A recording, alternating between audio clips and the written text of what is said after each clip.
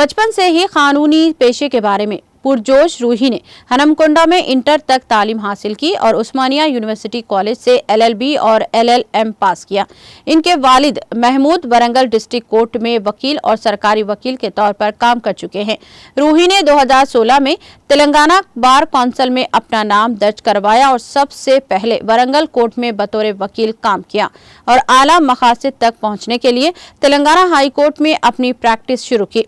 रूही के नज़्म ज़ब्त और काम करने के अंदाज को देखते हुए तेलंगाना हुकूमत ने इन्हें AGP मुकर्रर किया।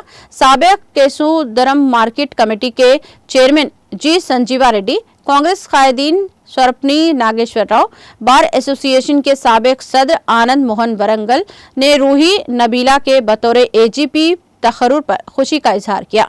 बार एसोसिएशन के सदर जीवन गौड़, हनमकुंडा बार एसोसिएशन के कायदीन जंगा स्वप्ना, रामादेवी, एडवोकेट सैनी नरेंद्र, रहमान, इंद्रलू, राधिका शर्मा, सुरेश, प्रस्तिमा और मुकरम खान, वेनुपुर राजा और सिराज और दीगर ने इन्हें मुबारकबाद दिया।